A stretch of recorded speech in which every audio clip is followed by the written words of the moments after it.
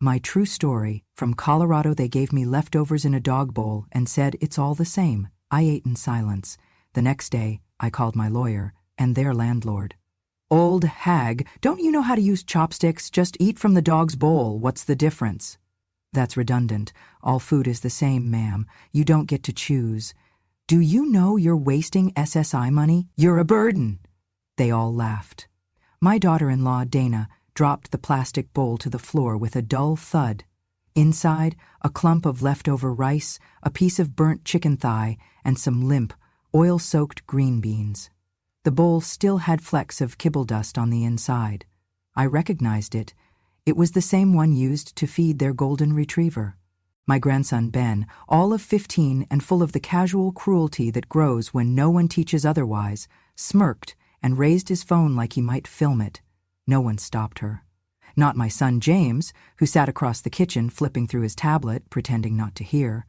Not the nanny, who was too busy scrolling on her phone to care. Just me, and the bowl, and the silence. I sat down on the bench by the sink, as I had every night for the past month, and ate quietly. The fork was plastic. The food was cold. I chewed slowly, not because it was tough, but because it gave me time to think, time to remember.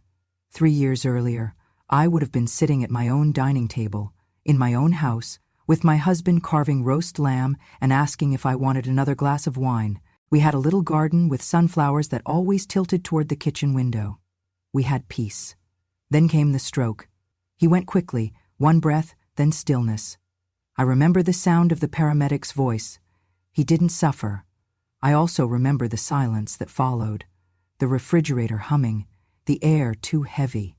After the funeral, I tried to keep the house, but without his pension and with the property taxes rising every year, it became too much. James offered to take me in. Just until we figure something out, Mom, he'd said. Dana was there, nodding and smiling in that way women do when they are performing patience.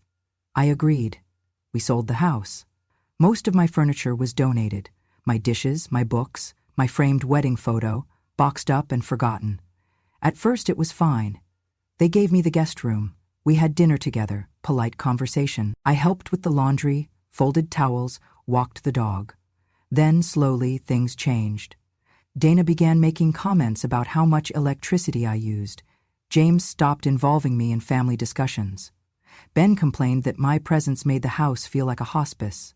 The guest room became a storage room. I was moved downstairs to the unfinished basement. It's quieter down there, Dana had said. Better for your blood pressure. Now, I slept beside the furnace, under a thin blanket, listening to the thump of footsteps overhead like a reminder I no longer belonged to anything. The dog bowl was new. It came after I asked, one night, if I could heat up my dinner. I don't like cold meat, I'd said, gently. Dana didn't answer. She turned, scraped my food into the dog bowl, and handed it to me. Food's food, she said. Tonight was no different. The laughter stung, but not like it used to. I was learning to wear silence, like armor. I finished eating, washed the bowl, and placed it back in the corner where the dog's water sat. Then I went downstairs, curled under my blanket, and stared at the ceiling. But I didn't sleep. I pulled out the little notebook I kept tucked in my pillowcase and wrote 3 things. 1. October 14, dog bowl again, called burden out loud. No reaction from James. 2. Ben laughed, encouraged. No reprimand. 3. Tomorrow, call Howard, check account, confirm if I still have access. Howard had been my husband's lawyer for 32 years. He knew everything about the trust, the investments, the quiet accounts we never told James about. I had not spoken to him in over a year, but I would now. Because they thought I was too old to fight, too small to be heard. But I wasn't stupid. And I remembered everything. There was a time when I was the only reason they had a roof over their heads. James was 27, newly married, and flat broke. He had student loans. Dana had credit card debt, and between the two of them, they could not qualify for a lease anywhere decent. Every application was rejected. Every bank said no, but Harold and I said yes. We dipped into our retirement, signed as guarantors, and in the end, I went ahead and signed the lease myself, just to make sure they had a start, just to help them breathe. It was a small house back then, 2 bedrooms, creaky floors, a patchy lawn, but they called it a castle. They cried the day they moved in, hugged us, promised Sunday dinners forever. I was still working part-time at the library. Harold still fixed shelves and told bad jokes to the clerks. Life was predictable. It was enough. Years passed. They moved again, then again. Each time it was me or Harold co-signing, stepping in when they needed paperwork, a letter of reference, or a little extra money to smooth over a deposit. And we gave it because we thought family meant something. Then Harold died. After 39 years of partnership, raising James, building a small life from next to nothing, he was gone in a blink. A clot, a fall, a final breath taken before I could say goodbye. The house we lived in felt cold without him. Big, too big. James came the day after the funeral, wrapped me in his arms and said, "You should come stay with us for a while until you figure out what's next." I remember how kind he seemed, how insistent, how Dana smiled and said, "We'd love to have you. It'll be nice for Ben." I believed them. I packed my clothes, I sold my car, I boxed up a lifetime of things and put the rest in storage. I moved into the guest room and told myself it was temporary, a few months to grieve, to settle, to breathe again. The first few months were soft. I was invited to dinner, Dana let me help cook, Ben asked questions about the library. We sat together at the table, passed mashed potatoes, talked about school, the weather, the past. Then, something shifted. Little things, at first. Dana bought scented candles and said they bothered her allergies, so she asked me not to use my favorite lotion. She moved my rocking chair to the garage for space. Ben started sighing when I walked into a room. James got quieter. Then came the isolation. One morning, I woke up to find the guest room filled with boxes, Christmas decorations, old clothes. "Just for a few days," Dana said, "while we reorganize." But the boxes never left. My things were pushed to the basement. Then I was asked if I'd mind sleeping down there, just until the holiday rush was over. They brought down a mattress. Hung a curtain. No one mentioned moving me back up. From then on, I lived below their feet. I ate before them, or after them, or not at all. When guests came over, I was told to rest downstairs because there wasn't enough seating. My presence became an inconvenience. My voice, an interruption. They called it practicality. But I knew better. They wanted me small, invisible, silent. And I was for a time. But what they forgot was this. I had once built homes from nothing. I had negotiated leases, paid mortgages, survived loss, raised a boy into a man. I wasn't just an old woman in a basement. I was the reason their name was ever on a mailbox, and I still remembered every document I ever signed, including the very first lease James and Dana ever lived under, with my name on it as a guarantor with full legal standing. I was not helpless. I was just waiting. They never hit me. No bruises, no broken bones. Nothing that would land them in jail or show up on an ER report. But that does not mean I was not hurt. Some wounds do not bleed. Some abuse slides under the skin like poison, slow, invisible, and devastating. It began with the fridge. One day I reached for the orange juice and found a padlock on the refrigerator door. Dana stood behind me, arms crossed. "We're on a strict grocery budget," she said. "You snack too much at night. This is just for portion control." She handed me a mini cooler. Inside was a single sandwich, a small apple, and a bottle of water. I nodded and said thank you. The next week, I went to use the upstairs bathroom, the only one with a bathtub, only to find the doorknob gone. Just a hole where the handle used to be, sealed with duct tape and a note. "Do not use. Leaks. Waiting for plumber." But there was no leak. I heard Dana laughing on the phone that night. "She's got a toilet in the basement. She doesn't need a second one." Old people think they own the place. I stopped asking for the tub. I stopped asking for anything. Ben began to mock me openly.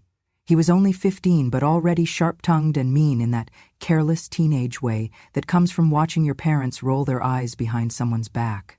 At dinner, he'd lean away from me like I smelled foul. "She smells like old closets and dead skin," he once said to a friend, not even bothering to whisper. "She's like a zombie with mothball perfume." I tried to smile through it. I tried to tell myself he was just a child. But a child learns from someone. One afternoon I walked past the kitchen while Dana was on the phone.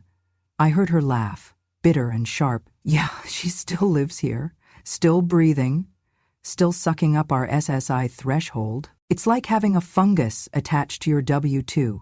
I paused in the hallway. She continued, you know what they should do, just give you the option to transfer the benefits to someone useful, not someone who spends all day rearranging cough drops and watching the Weather Channel. James was home. He didn't say a word. I heard the clink of his coffee cup against the counter, the silence of consent. I walked back to the basement and wrote it all down. I had a notebook, small and brown, that I kept under my pillow. October 22, locked fridge, given one sandwich for entire day. October 25, bathroom locked. Told leaks, no plumber has come. October 27, Ben called me zombie with mothball smell. October 30th, overheard, fungus on W-2, transfer benefits, old closets. James said nothing. I did not cry. I did not scream. I wrote it down because I knew what they were doing. It was called invisible abuse. The kind that does not show, the kind that people think is too petty to matter. But it mattered. Every lock, every insult, every snide remark. It built a wall around me, brick by brick, until I was no longer a grandmother or a mother or a person. I was a liability, but I was still listening, and I was still documenting. And one day, those little notes would become evidence, because what they did not understand was that silence is not surrender. Sometimes, it is strategy. The morning after the plastic bowl incident, I took my tea slowly. Not because I was tired, but because I needed silence to plan. Dana was out, Ben was still in bed, James was at work. I had the house to myself for 90 minutes. I walked to the back corner of the basement and pulled out the shoebox where I kept old phone numbers, tax documents, and handwritten notes from the days when Harold and I still balanced ledgers together over the kitchen table. Howard's card was there, pressed between a receipt for prescription glasses and a clipping from Harold's obituary. I dialed. "Margaret!" came the voice, gravelly but sharp. Been a while. Howard Feinstein, 83 years old, retired but not disconnected. He had been Harold's attorney, financial advisor, and poker buddy for 30 years. I told him what had happened. I told him everything. He didn't gasp. He didn't pity me. He listened like a man who had seen this before. "I'm going to look into your accounts," he said. "No moves yet, just eyes open." 3 days later he called back. "Margaret," he said, "do you remember the Vanguard account Harold opened in 1998, the one you both signed?" I did. It was meant for our twilight years, just-in-case money, the kind you forget about so you don't touch it. "It's still active," he said, "and you're still listed as a 30% co-owner. James has been drawing from it." I froze. "What?" He listed himself as primary caregiver on a benefits application, claimed you were financially dependent, that you were not managing your own funds, and that you gave verbal consent to transfer control of all assets to the household for streamlined support. He paused. "Margaret, it's fraud. Federal. And I've seen this story play out before. They call it help until they're holding the deed to your life." My heart beat loud in my ears. He continued, "Do you want me to begin collecting the records?" I said yes. The next day, I began documenting everything. I photographed the plastic bowl next to the real dishes, the grease stains, the label still reading Buddy's Treats on the underside. I hid a small voice recorder under the couch cushion. I caught Dana saying, "She should be grateful we even feed her. I swear to God, the next time she whines about cold food, I'm putting a leash on her." Later, I recorded Ben telling a friend, "We get extra housing credit because of her. It's like having a tax break that complains." I uploaded it all to a secure folder Howard sent me, and I waited. Each day I smiled politely. I ate what they gave me. I nodded and said thank you. I played the part of the forgetful old woman who didn't know a plate from a trash can. But behind my eyes, the numbers lined up. Dates, documents, statements, slurs. I was not just gathering information, I was preparing for war. Because they thought feeding me from a dog bowl was the worst they'd done, but what they didn't know was that they were the ones about to be caged. It was just after noon when I made the call. The house was quiet. Dana had taken Ben to a soccer tournament in Boulder. James was working late. I had 4 hours to move freely without eyes on me, and I intended to use every second. I walked upstairs with my notebook in hand, the one where I recorded everything, dates, words, threats, the slow undoing of my dignity. I took the kitchen phone. Not my cell, that one Dana checked weekly, but this landline, mounted to the wall near the back pantry, still worked. I dialed the number written in fading blue ink at the bottom of a recipe card. Cheryl speaking. Cheryl, I said, my voice firm but even. This is Margaret Lawson. I'm calling about the house on Willow Creek Drive. The one you own? I believe I was one of the original co-signers on the lease. There was a pause, then, Margaret, of course. You're still living there, aren't you? I looked at the stained plastic bowl on the drying rack. I am, I said, but I doubt you know under what conditions. Cheryl grew quiet. She didn't interrupt. She let me explain. Every detail. The padlocked fridge, the isolation, the bathroom I was banned from, the basement room that was really a furnace closet, and most importantly, the illegal tenant. I'm sorry, she said slowly. Did you say tenant? Yes, I said. A student named Ava lives in the basement, pays rent in cash to Dana.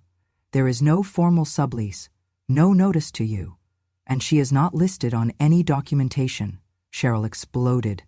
I am going to tear that lease apart. I explicitly stated no subleasing, no modifications, no off-the-book arrangements. She's been living there for over 6 months, I added. Dana has collected roughly $3,000, 0 cents. None of it reported. The student thinks it's legitimate. Cheryl exhaled through her teeth. Margaret, she said, her voice low, you just gave me every reason to void their contract. I'm calling my attorney today, and if they so much as blink wrong, I'll have the cops knocking. Good, I said. I hung up. 5 minutes. That was all it took. 5 minutes to turn the tide of 2 years of silence. I called Howard next, gave him the update. He asked me to upload everything, the photos, the recordings, the bank statements, to a secure cloud folder. It's time, he said. He didn't elaborate. He didn't have to. That evening, I slipped the flash drive with my backups into a plain manila envelope, sealed it, and walked to the post office. Addressed it to the Colorado Department of Human Services, Elder Protection Division. I paid extra for certified delivery. That night, Dana came home, beaming about Ben's soccer win. She tossed me a plate of leftovers and told me to heat them when the microwave's free. I nodded and waited. 3 days later, Cheryl showed up at the front door with a clipboard and a sheriff's deputy. I wasn't there to see the first confrontation. I watched through the basement window, but I saw Dana's face collapse in real time. Cheryl pointed. The deputy nodded. Dana gestured wildly. James came out halfway through, shirt untucked, trying to defuse, but it was too late. They were served. Notice of lease termination, 72 hours to respond, immediate review for sublease violation. The next morning, Howard called. They've opened an investigation, he said. Your case is now with the state ombudsman. You'll be contacted shortly for an interview. Also, Margaret, the department received your documentation. They've flagged James and Dana for fraudulent reporting on a federal housing and caregiver assistance application. My hands trembled. Does that mean they'll be charged? Not yet, he said. But they'll be audited, and if the numbers don't match, they could be looking at serious consequences. Later that week, Ava came downstairs. She had a backpack slung over one shoulder, eyes wide with confusion. I heard everything, she said. She had been told by Dana that I was a great-aunt from out of state with dementia, that I stayed in the basement voluntarily to avoid confusion, that I liked the quiet. She believed them. I'm so sorry, she whispered. I didn't know. I waved her in, offered her tea. She sat across from me at the small table, staring at the walls as if seeing them for the first time. You were locked in down here? She asked. I nodded. 2 years. Her eyes filled with tears. They told me you wandered, that you didn't like light. I looked at her, this young woman who had unknowingly paid rent to my abuser, lived above my head while I was called a fungus, fed like a stray animal. And I forgave her, because she had the decency to feel shame. We sat in silence, broken only by the kettle. Then I handed her the notebook. the one I'd been writing in since the first insult, since the first plate of cold food. She flipped through a few pages. "Are you going to press charges?" she asked. I smiled. "Dear," I said, "I already have." The masks came off fast. It began with a knock at the door, sharp, deliberate, unmistakable. Dana opened it with her usual dramatic flair, only to freeze mid-sentence when she saw two federal agents standing on the porch. One flashed a badge, the other held a clipboard. "Mrs. Lawson?" he asked. "That's me," she said, blinking. "We're here regarding a federal inquiry into benefits fraud related to your household's caregiver status and housing claims. We'll need to see all financial records for the past 2 years." James came down the stairs half-dressed, his face pale. Ben hovered in the hallway, mouth hanging open. No one spoke. I watched from the staircase, no longer in hiding, no longer invisible. The agents moved in with professional calm, taking note of the layout, asking for bank statements, tax filings, lease agreements. Dana stammered something about misunderstanding and technical errors. James looked like he was calculating how long it would take to delete an entire hard drive. But it was too late. Howard had already submitted the documents, the recordings, the screenshots, the notebook. Every slur, every transaction, every lie. The next day, Cheryl delivered the eviction notice in person. I happened to be upstairs when it happened. "Due to material breach of lease agreement," she said coldly, "this tenancy is terminated effective immediately. You have 30 days to vacate. Any further violations will be met with legal action." Dana started to cry. James begged. Ben slammed a door and screamed, "This is all her fault," while pointing at me.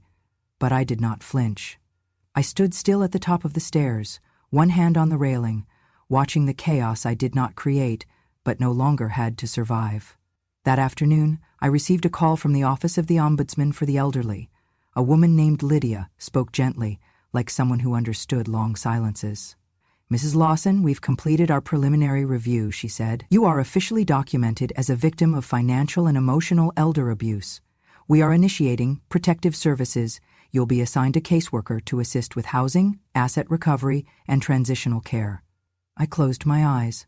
Not because I was tired, but because for the first time in years, I was safe. 30 days passed quickly. I watched them pack. Dana cried over designer purses she could no longer afford. James got quieter with each passing box. Ben refused to speak to me at all. And when they left, bags in hand, pride in pieces, I sat in the kitchen where they once fed me scraps and made myself a full meal, on a real plate, from my own fridge. At the table I paid for, with dignity no one could take again. They used to say I was too old to live on my own, too fragile, too confused, too far gone, but here I was, standing in my own kitchen, sunlight spilling across the counter, a warm loaf of bread cooling by the window, the scent of cinnamon filled the air, the kettle whistled, and no one yelled at me for being in the way. After the investigation, I was granted temporary housing through a senior protective program. Howard helped unlock the dormant retirement account Harold had set up in both our names. Money I was told was gone years ago. It was not gone. It had simply been buried. Within a week, I had a clean, quiet apartment overlooking a park. 2 bedrooms. One for me, one for guests, or someday for someone else who needed a place to land. Lydia, from the Ombudsman's office, connected me with a local nonprofit called Protect Our Elders. They helped coordinate the move, found volunteers to paint the walls, and even arranged counseling sessions with women who'd lived through the same quiet brutality I had. But I did not want to stop at survival. I wanted to create something, so I opened the Quiet Table. Just a small corner bakery with room for 8, no frills, no loud music, just good tea, fresh bread, and an open seat for anyone who needed it. On the wall near the front, I hung a sign, "No one eats in the dark here." Every Friday we host story hours, not for children, but for seniors. They come to share memories, grief, jokes that no one else laughs at anymore. I serve tea. I listen. I remember. Ava, the student who once lived upstairs while I was locked below, visits often. She brings friends now. They sit with the women and ask questions that matter. They learn what silence costs and what listening can restore. And me? I eat on real plates, with real forks, At a table I set myself, because I no longer eat in the dark, and I never will again. 1 year later, the quiet table was more than a bakery. It was a refuge. Every morning the smell of honey biscuits and buttered scones spilled onto the street.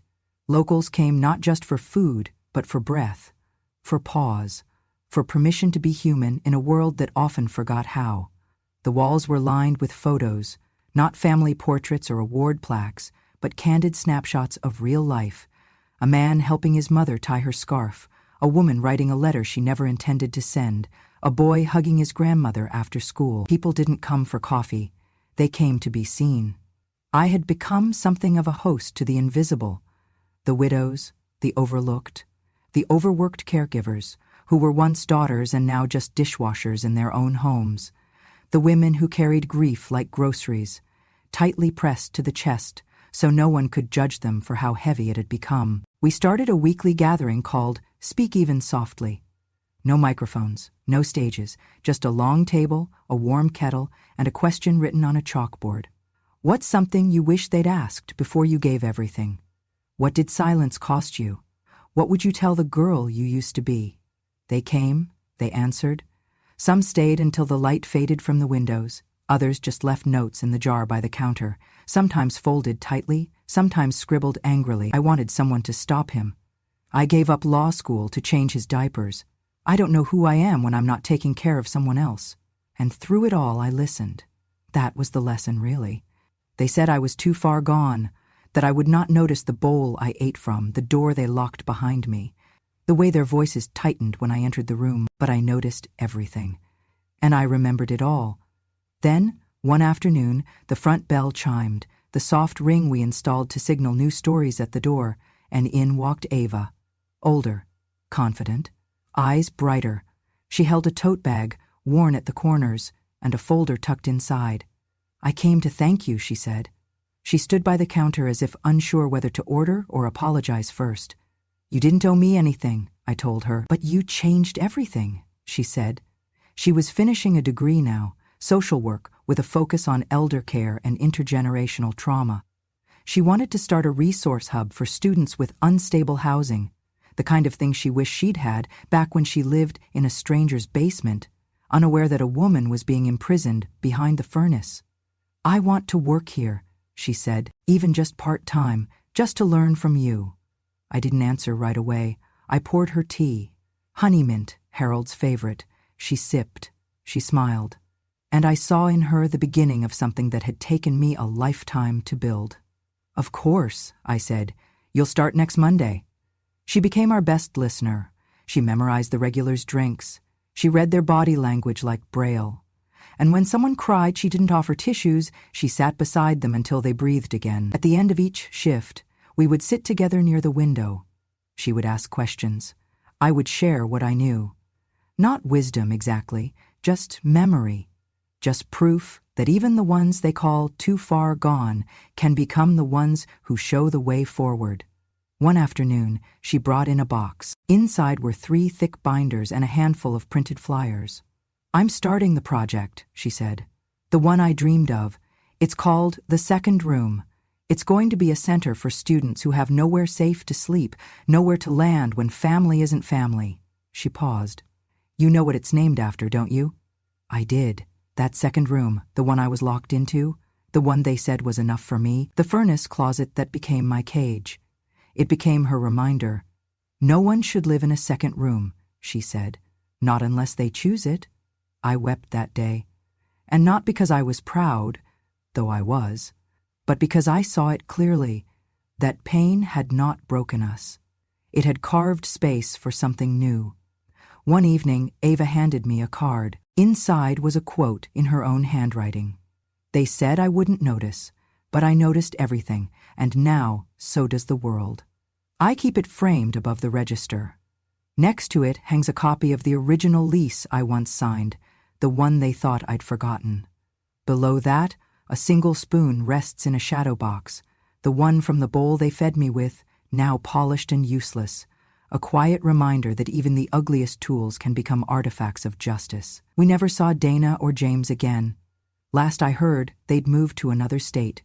Their credit shot. their record marred by audits and investigations they could not erase. Ben had dropped out of school, apparently blamed his failures on family drama. But I didn't chase the ending. I let the story rest, because I was building a better one. On the first anniversary of the Quiet Table, Ava surprised me. She and the women from Speak Even Softly gathered to unveil a new installation at the back of the bakery, a bookshelf filled with blank journals, each with a small label inside that read, "For the stories no one let you tell. Customers can take them freely, or fill them and return them, or burn them if that's what it takes." Healing looks different for everyone, but it begins with being allowed to speak. And me? I still bake. I still serve. I still sit at the window and sip tea while watching the morning unfold. But most of all, I still listen.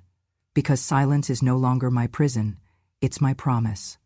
That no one else will be fed in the dark. That no one else will believe they are too far gone, because now they know better.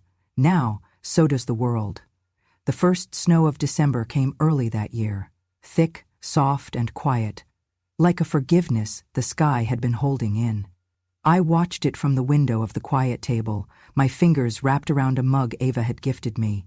It said, "World's toughest soft-spoken." That winter marked 2 full years since I left the basement behind. 2 years since I ate out of a plastic bowl meant for a dog. 2 years since I stopped being erased and started being remembered. But now, something else was beginning. Ava was getting married. He was a gentle man named Joel. A carpenter kind with his words, with hands that had never once pointed in blame. They met through her housing project, volunteering to install doors for women's shelters that had never had locks before. Their love was quiet and grounded, the kind that looked like folding laundry and showing up on time. He asked for my blessing one afternoon over peach cobbler. "She doesn't need permission," he said, "but I'd like your trust." He had it. The wedding was held in our back courtyard, the same place where Speak Even Softly had started. The tables were draped in linen, the chairs mismatched, each donated by someone who had found a second beginning here.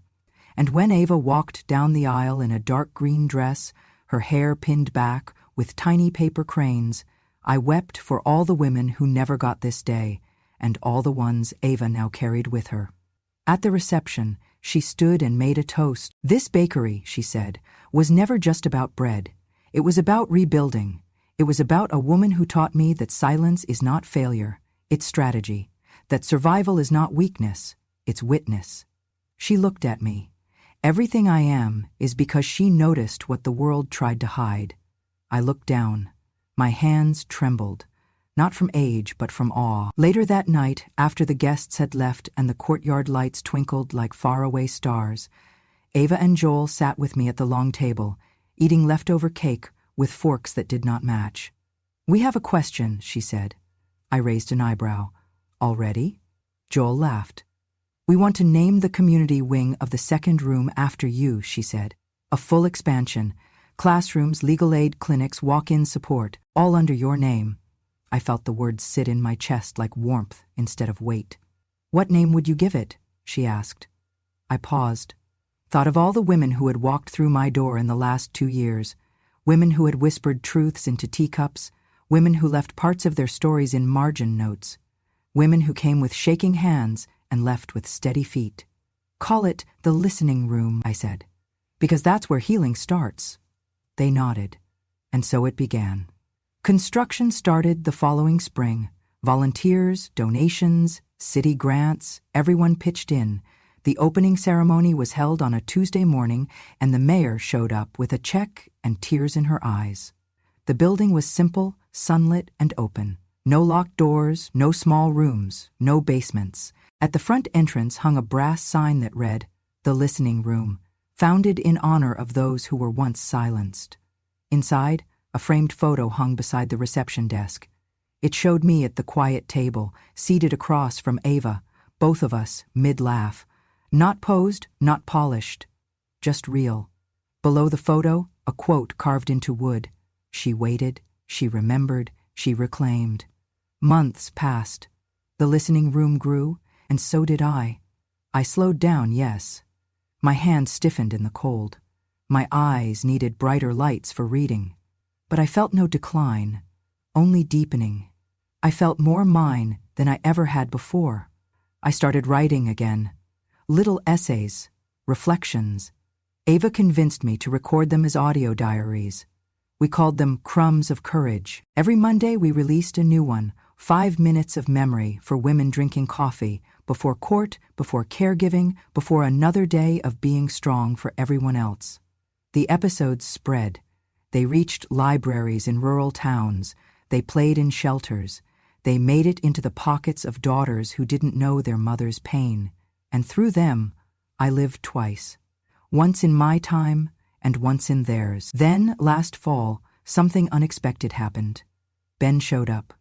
The boy who once called me a zombie, who laughed when I was fed from the floor, who watched me disappear and never said a word.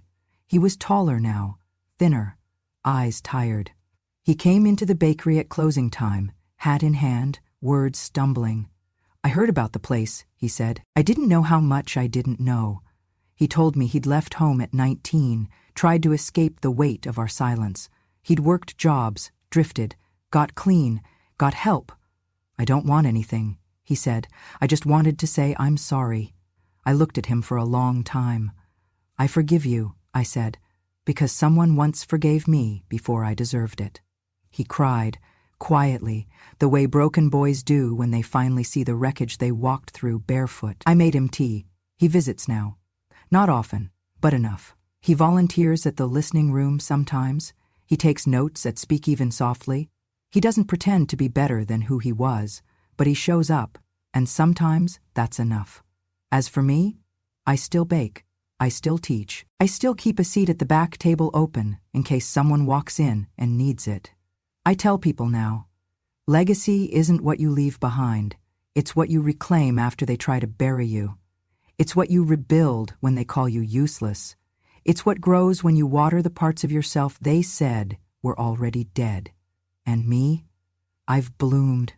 Not out of spite, out of silence and survival and sweetness, like cinnamon in the air after snowfall. Because I was never too far gone, I just hadn't arrived yet. Thank you for listening to my story.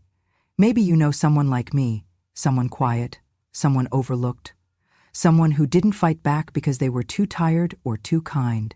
But let me tell you this, silence is not surrender, it's patience. And when the world forgets who you are, you remind them, not by shouting, but by surviving long enough to speak the truth on your terms. If this story stayed with you, if it stirred something in your chest, anger, hope, understanding, then don't keep it to yourself. Subscribe to Grandma True Stories, where the quietest women finally speak. Because revenge has no expiration date, and wisdom doesn't shout, it remembers.